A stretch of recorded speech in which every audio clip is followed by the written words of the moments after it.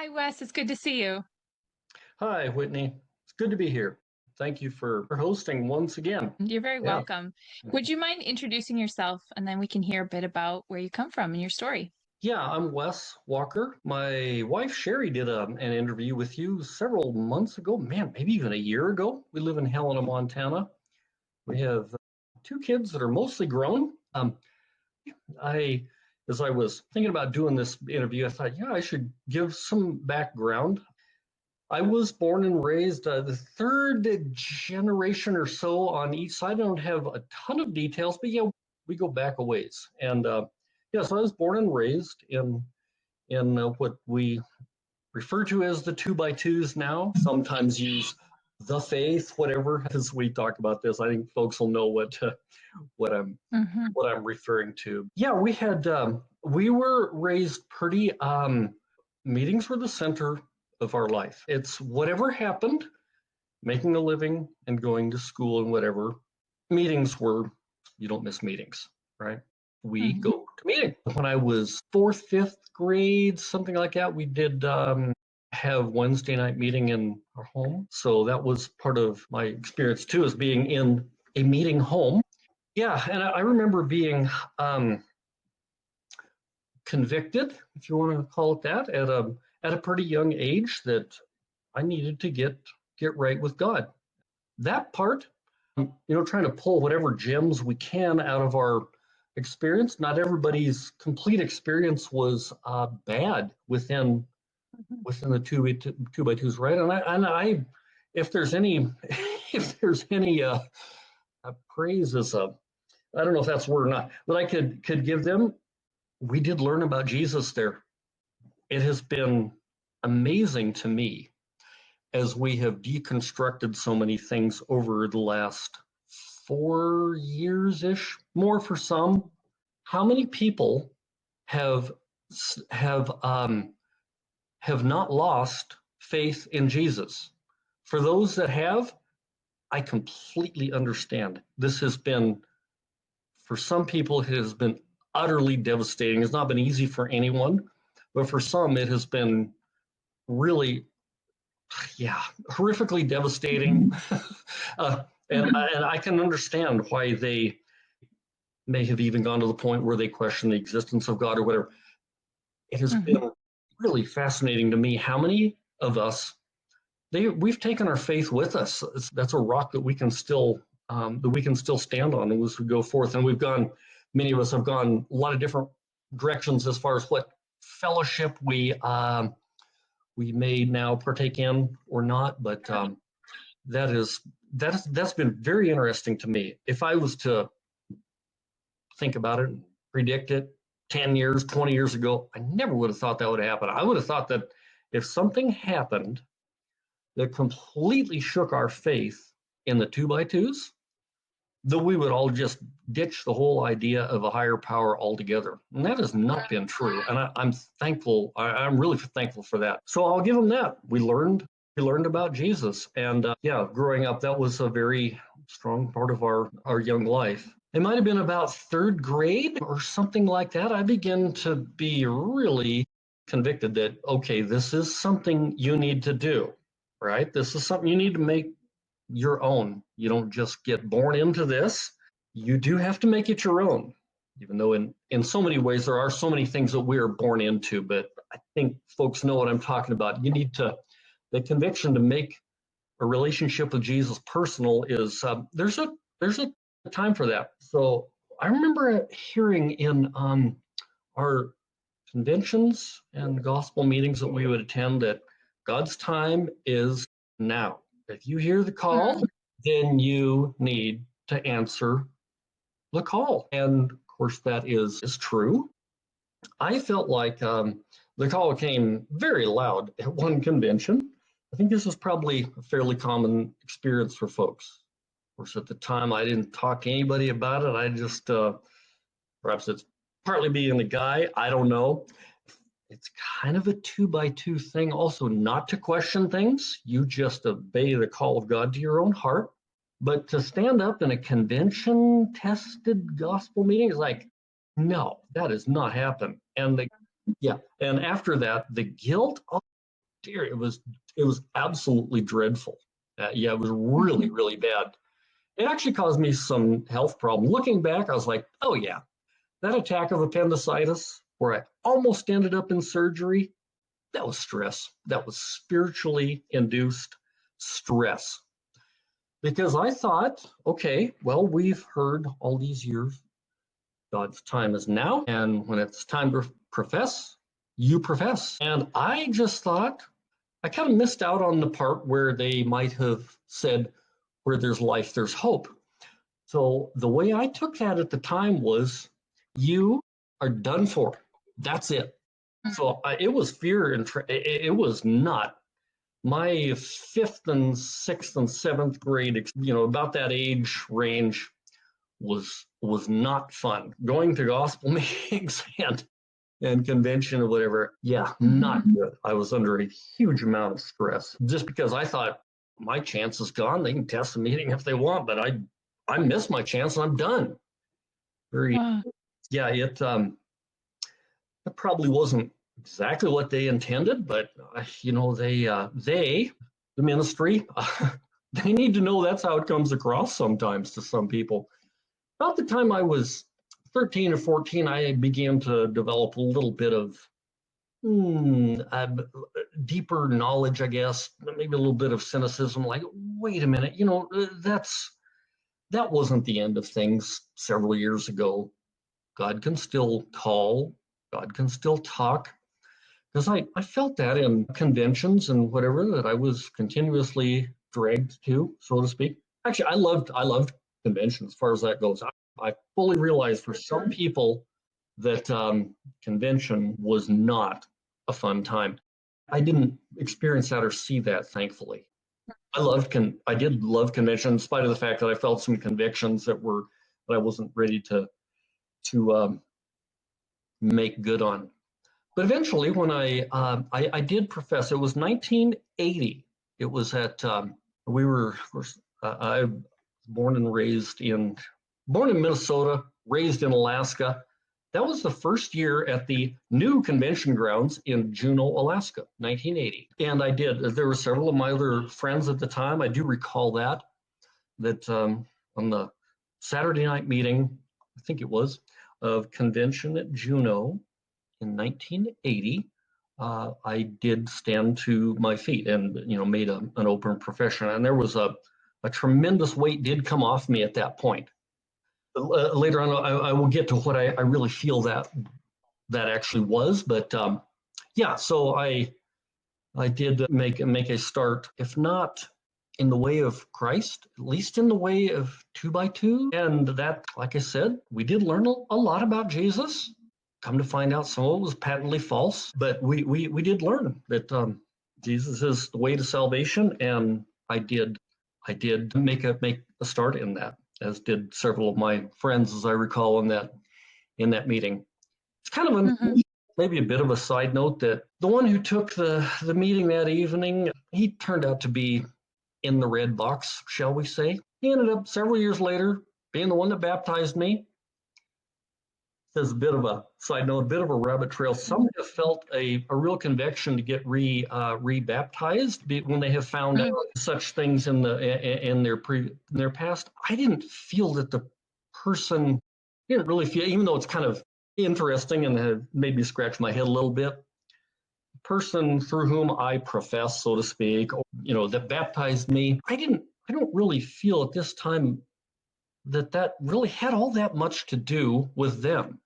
Myself, I still feel that my profession to repent of my sins and to begin being a follower of Christ, and then to take further step of baptism, I haven't necessarily felt the need to do that again, even though there was perhaps some significant problems with the person, with the people directly involved with that.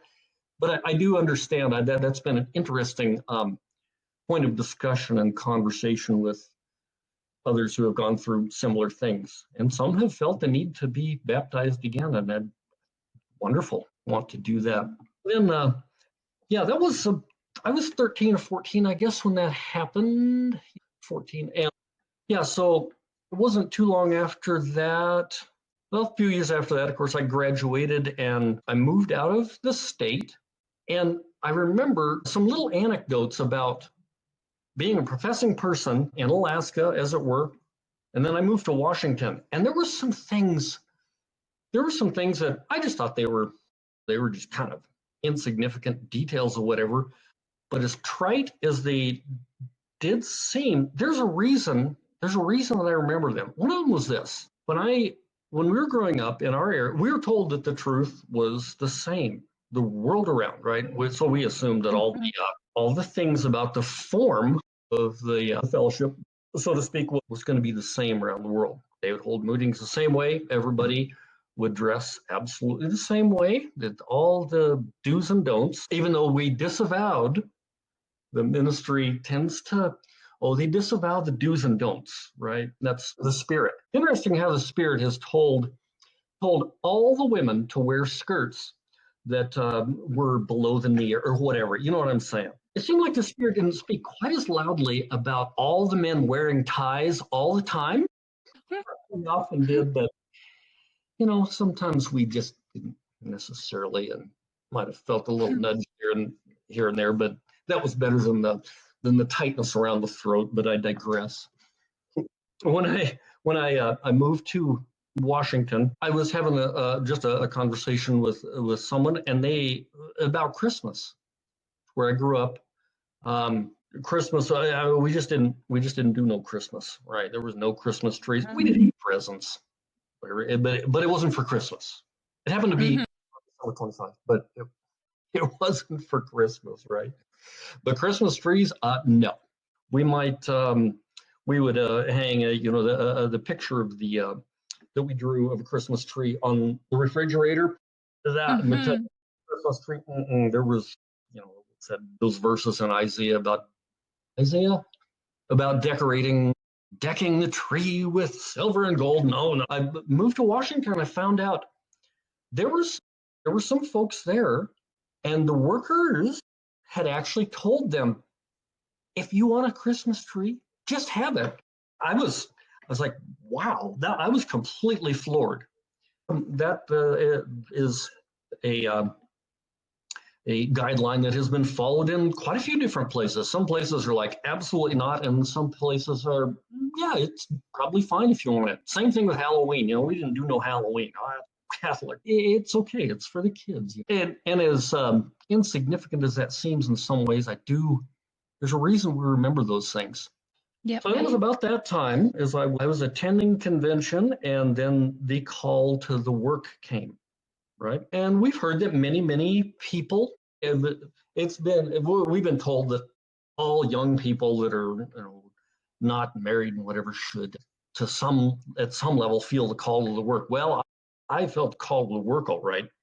Perhaps being particularly prone to guilt or whatever, I can kind of be that way. That's something I've identified in more recent years. But we would hear preached about convention, of course, need of workers, and I felt that. And as far as I was concerned, nobody ever named me or pointed me out. There were lots of young people. There were lots of people professing at that time in Washington. That would have been in 86, 7, 8. Yeah. And there were lots of people, and the convention was stuffed. I mean, there was lots of attendance, and there were lots of young people.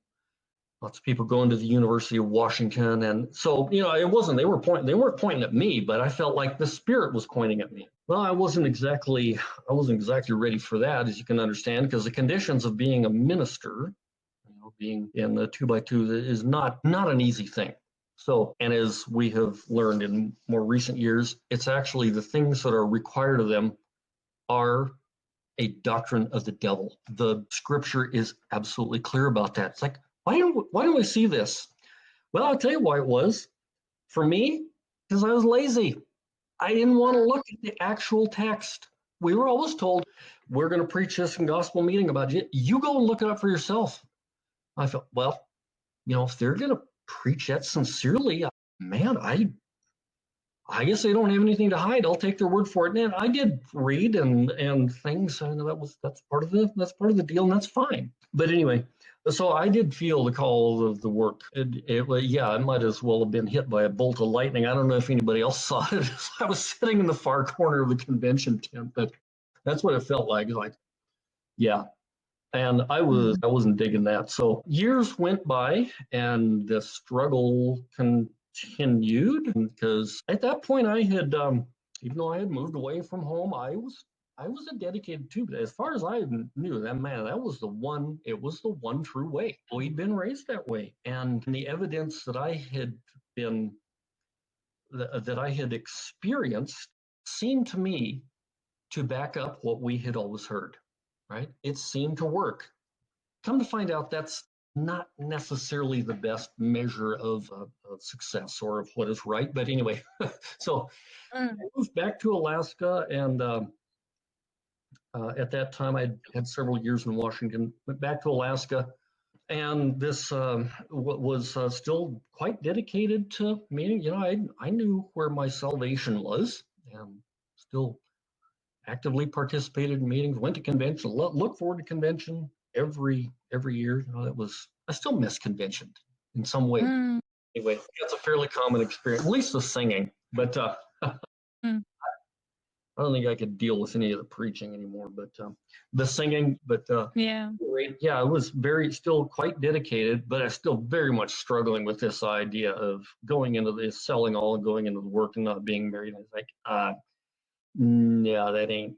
But of course, you don't talk to anybody about it, right? You just don't. You just, Yeah, you don't. I didn't. I think some have, and that's good for them for being able to bring it out and actually talk about it. But I was not able to do that. Finally, it got to the point where I cannot go on. I'm going to have to do this, or I will have no peace whatsoever. So I did. I offered for the work. That was about the time when it came out that Truett Euler and Bob Ingram got into a bunch of trouble in Alaska.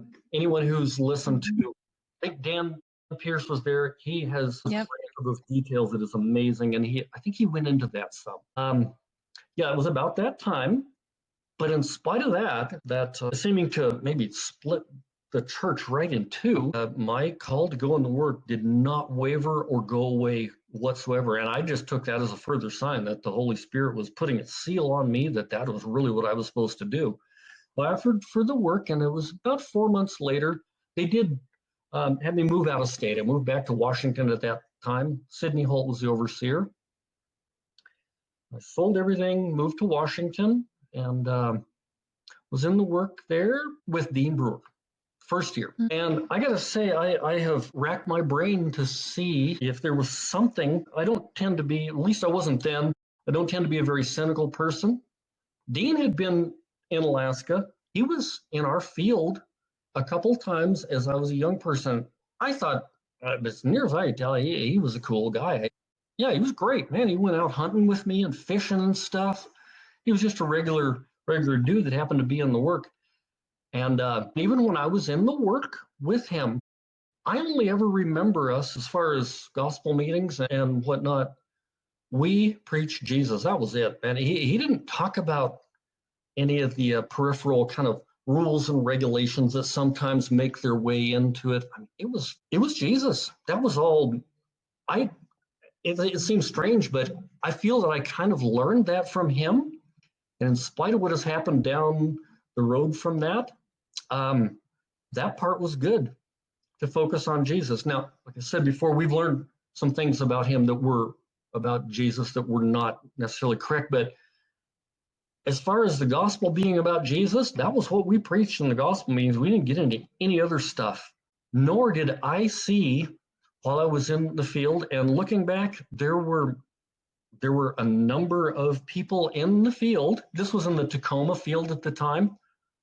There were a number of people that easily could have been his victims. As it turned out, he was into that sort of thing. But maybe this is a bit of an apology, as if I have anything to apologize for necessarily. But if something happened to those in that field at the time and I didn't see it, I'm sorry. I don't know. It may or may not have. I have no evidence one way or another, but it has definitely occurred to me that it could have. Personally, I think when Dean fell off the wagon with that was when he became an overseer. I think there's something about when these guys become overseers. I'm going to make a strong statement here, but I stick by it. They are selling their soul to the devil. That's a strong statement, but I stick by it. There's something about that yeah, it's not good, and I think that's when it happened to him. But if there was something happening under my nose, I apologize to those in that area for not seeing it. And yeah, so I saw nothing that year. We just had gospel meetings and preached Jesus. That's all what I remember about that. The next year, I was in Seattle with Wayne Bechtel, and yeah, it was, things were going fine apparently, but looking back, there was a lot. There was more than a lot of it was probably seasonal depression. Seattle is gray all winter. It's just horrible, and just the strange lifestyle. Even though we'd had some breaks in between there. You go to convention preps and everything, and I love that. That was a wonderful place to be in the work, whatever. But so then we were in Seattle, and I think a lot of it was seasonal depression or whatever, and there was some stress building up. Looking back, it was a lot of stress.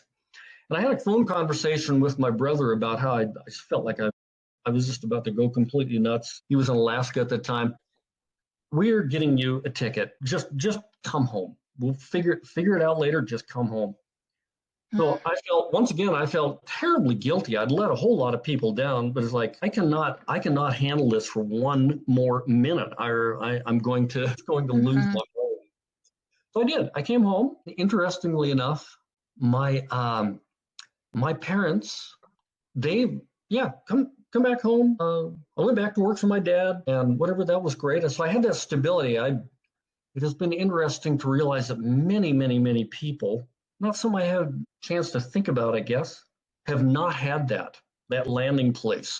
They've had to leave the work, and they've been all but destitute. So thank goodness for bridges and balm and things like that have helped people. Mm-hmm. I had a landing place. Interestingly enough, though, my parents never asked me one question about what happened. Never once. Mm-hmm. Strangest thing looking back.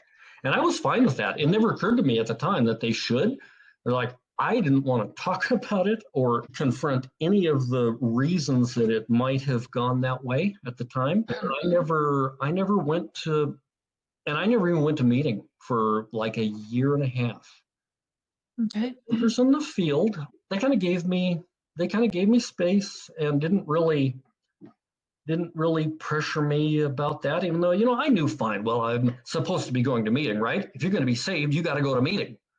So I was just kind of leaving that issue in the netherworld, so to speak.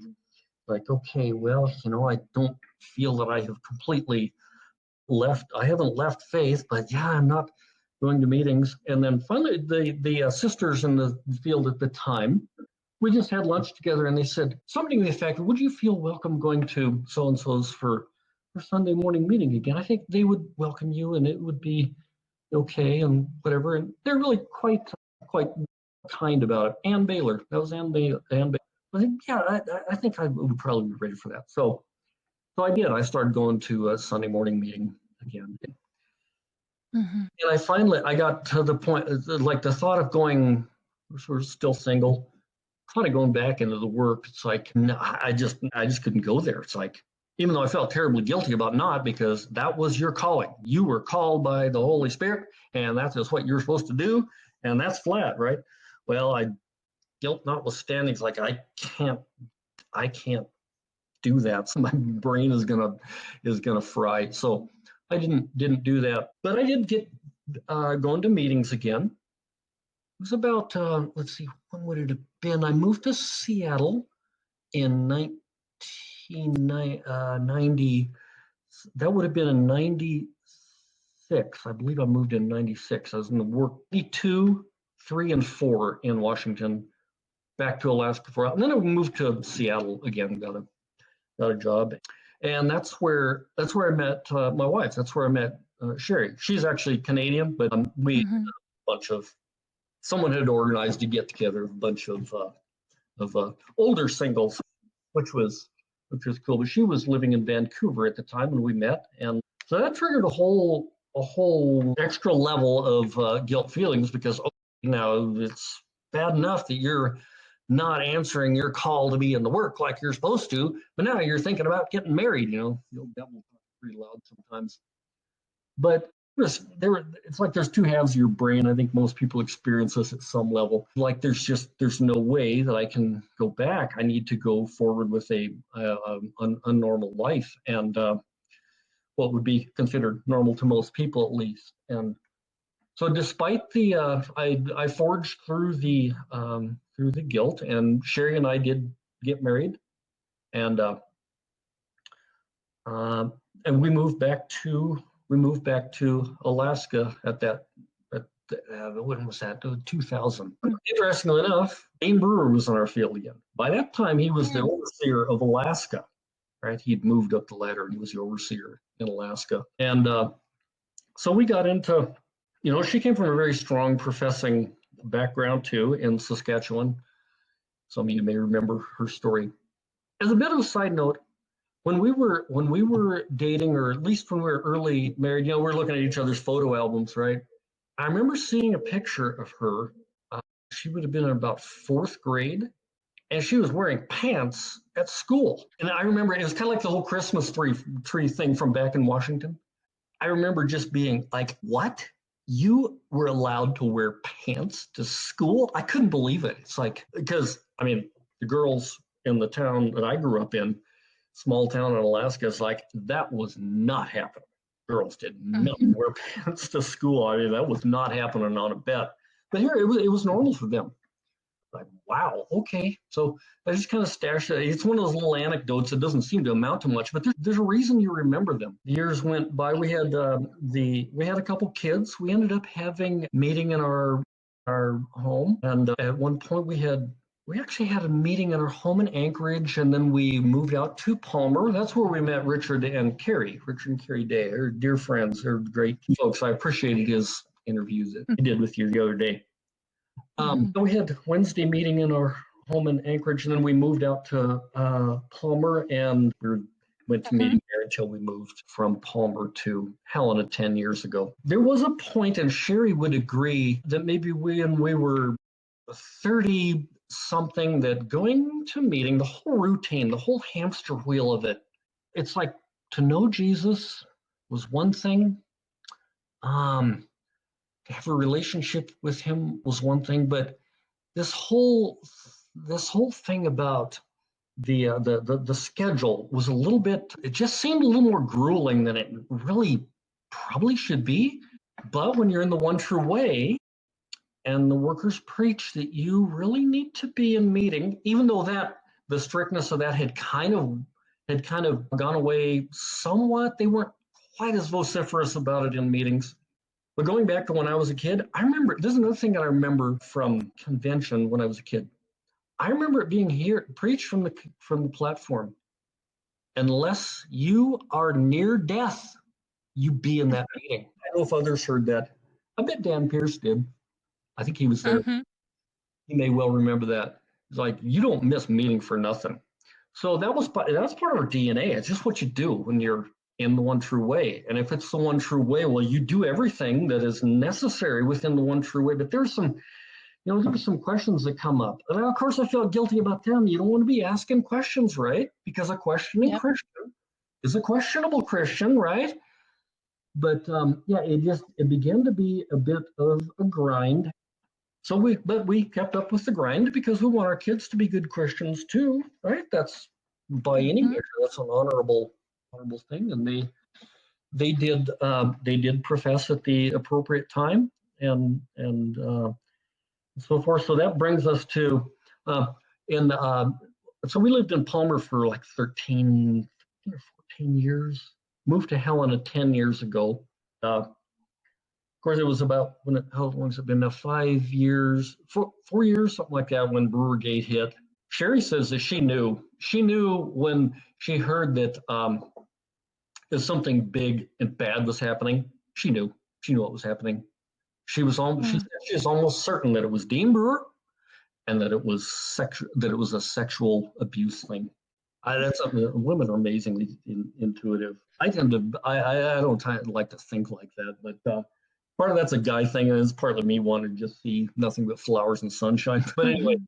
she so and it's interesting to me how many people we have encountered or talked to that basically knew that too. It's like they knew that it was that when something was coming down, there was a few days there when we knew something big and bad was going to be announced. There was just a few days, and then it was announced, and it's amazing how many people knew it's a sexual abuse scandal. And sure enough, they were right. So at that point, we continued to we continued to go to meeting as most people did, but then it became it became clear like who knew where was the information about this? And then somebody had to know that this kind of thing was going on. Well, come to find out, yeah, it had been going on for a long time with a lot of people, and there were a lot of victims out there. And yeah, when we started to actually look at the sources where this stuff had been recorded, it was like, yeah, it makes a scandal that hit the Catholic Church 25 years ago now look like, you know, somebody spilled their tea at the at the social. You know, it's like it was every bit per capita. It was every bit as bad. But Yeah. and then after, you might remember this too. I'm sure others do as well. That although apparently Brewergate was announced differently in different areas, kind of a departure from what we thought was the one true way. I would have assumed that the whole thing would have been announced to people in different areas the same way. We got a letter about it, but anyway, where was I going with that?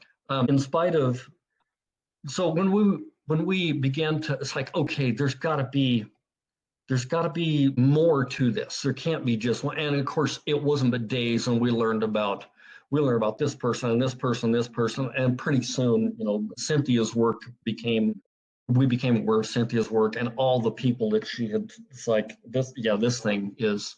It's like okay, why is this? Yes, people are people. There's abuse in every institution. It's some Mhm.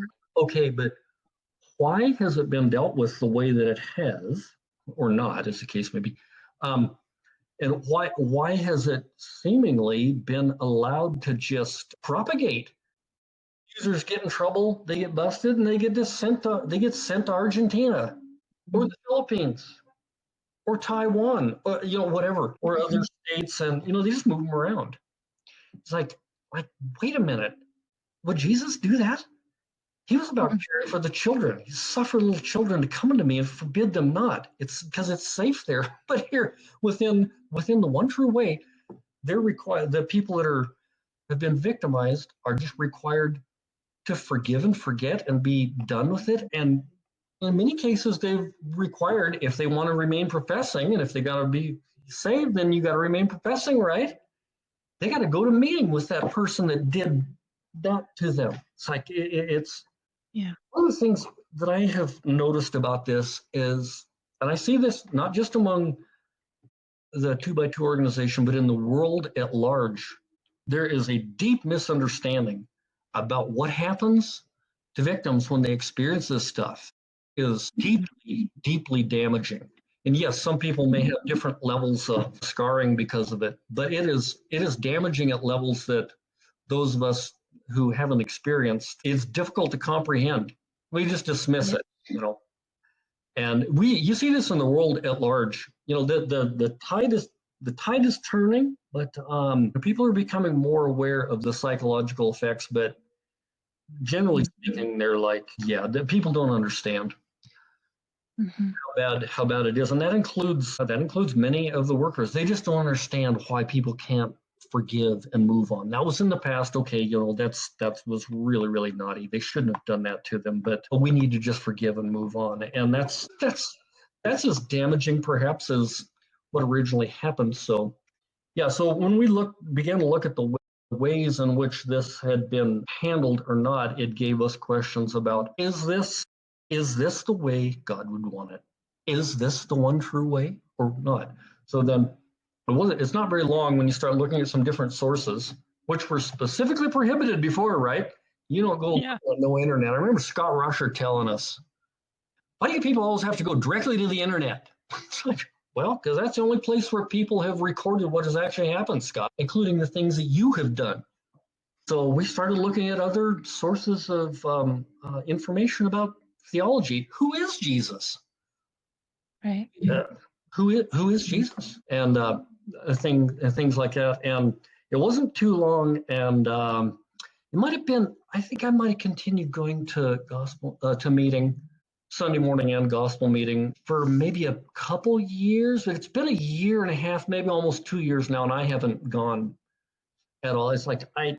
No, this is yeah. There's other better way. In spite of the fact that our little meeting what was people were kind, and it didn't turn into some places it has kind of become a sparring match of ideals and whatnot. We didn't really feel that. We feel like we just came together to talk about Jesus and encourage each other and sing songs, and that was wonderful. But at the same time, it stands for something that is so dark and insidious, and maybe most of the people that are even still attending there don't understand, or at the very least are not willing to talk about. And it's like, man, I can't do it Yep. anymore. I'm out. And Sherry, Mm. and I supported her wholeheartedly in this. She felt like she had not been called out yet, so she continued to go. And she said, I just her eyes were wide open about about the about Mm-hmm. everything, but she didn't feel called out of meetings, so she continued to go there for. She went by herself for probably a year and a half, but just it's part of her story, so I won't get into it too much. Although it wasn't part of her story when she did her interview with you. She has Mm-hmm. officially exited for good now. She's like, I can't go meeting anymore. We'll do something else. We'll have fellowship just with us or something. Mm-hmm. We just have to make a complete exit from the two by twos. So yeah, so that's kind of where we have ended up at this point. Yeah, our kids have both quit too. They're 20 and 20, 21 and 22 now. 20 and 22, yeah. Mm-hmm. But yeah, haven't attended meetings for a long time. Daughter does attend some different churches in the town she moved to and has faith. I think my son does too, but he's much more of an introvert, so it's harder for him to find a community that where he can express faith or whatever. For myself, I feel like I have learned, among other things, that faith, yes, faith is just that. There's going to be some things that we just won't understand till we get to the other side because we can't. We're still stuck in a human mind and body at this point, even though we have an eternal soul. But there's going to be some things that we just won't understand, like the nature of the Trinity. Oh dear, there's that Catholic word again. It's just a word. It's just a word for understanding better who Jesus really is, among other things. But so yeah, understanding that, which is you can't really understand, but I understand it better, I think, among other things. And realizing that while faith, there's going to be some things that aren't answered, but there is a lot more things that can be answered than we previously ever had it Mm-hmm. about, right? Mm-hmm. Mm-hmm. So the ministry in general just preaches against it very strongly. I wouldn't accuse all of them of doing this, but many of them do preach against consulting online, sources of study and Mm-hmm. whatever, and Mm-hmm. online sources of dissent. But there's some really good content out there. Some of it opposes, different Yep. theological thought, and you have to wrestle through that. No, that's okay. faith should be able to Faith should be able to deal with that. This is God's eternal truth having to do with the disposition of our eternal souls. We better ask each, every, any, and all questions that come to our mind. And there may not be an answer for absolutely every one of them, but there's a lot more answers out there than we ever thought. Previously, we were told, you get about you get about 2 probing questions. If they're just trivial questions that you're having with the workers when they're in your, what about, well, one time my mom asked one of the older brother workers, what about the dinosaurs? He says, that was before my time. That's one thing. But when you start asking some, especially after the big fat hairy blow up, you start asking some probing questions. You get about 2 questions, and that's all you get. What happened to Sherry? She started talking to the older sister in the field at the time. Well, what about this? What about the William Irvine or whatever? And she got a reasonable answer. But then she asked another question, and well, that question wasn't giving him the right spirit. And that was kind of, we won't talk about this anymore. You're not asking with the right spirit. Okay, if you don't have the answer, just say you don't know. It's okay. It's okay. But to they cut off question because they don't have the answer, and they know the answers that are probably correct if they were to examine their own heart of hearts, are not going to be all that supportive for the organization and perhaps for their own calling. I feel for workers. I was only in the work for less than 2 years. About some of these workers that have been for 25, 30, 40, and all of a sudden they've had to come to grips with this stuff, and they have to completely deconstruct, like, what was the value of my 40 years in the work? That was another thing I was going to mention. I want to tell, from my personal experience, I want to tell you, other workers out there who may be listening to this, you know what the call to the work is? The call of God and Jesus to your own heart to follow Jesus is one thing. The call into the work, the call into the 2x2 ministry, I credit Lyle Benjamin for this phrase. It is a social discipline. That's all it is.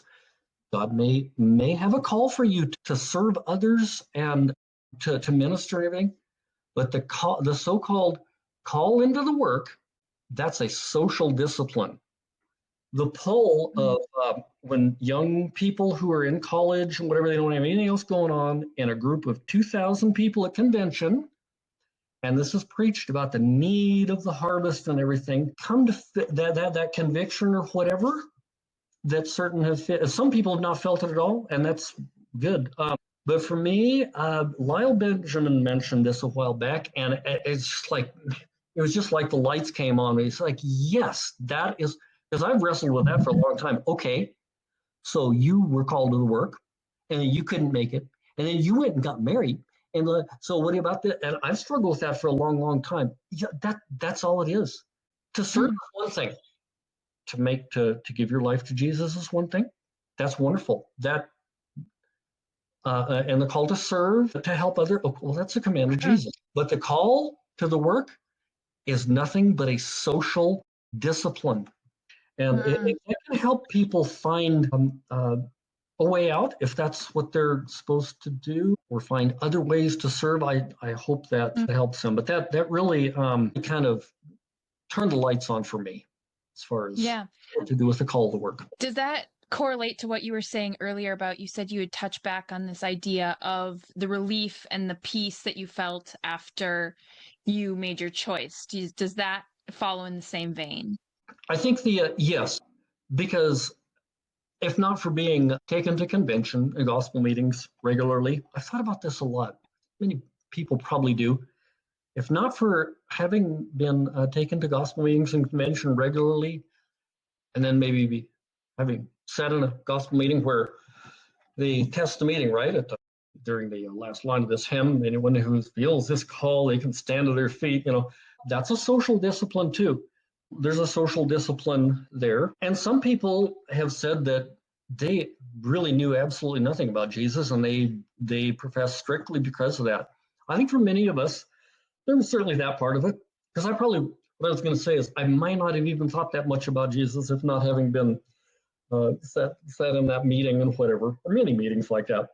But at the same time, that part is true, is that Jesus is the Son of God who died for our sins, because he was a perfect sacrifice. And now he is calling us to repent and to receive eternal life. So going through the motions of however you do it, it was preached to us that this is how you get saved. You hear the word, you got to be sitting in the gospel meeting, right?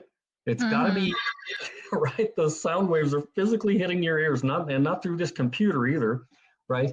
And then the way they do it is there's a certain hymn will be sung, and you'll be given opportunity to stand to your feet, and that's when it's known that you started your relationship with Jesus. Well, for the ministry to talk about Jesus, like I said before, I'm thankful that they did, because that much is true. Even though we didn't understand Jesus as fully as we could have. In fact, we may well have understood a lot of things about him that were just patently false. But we're still learning um, about that, and Mm-hmm.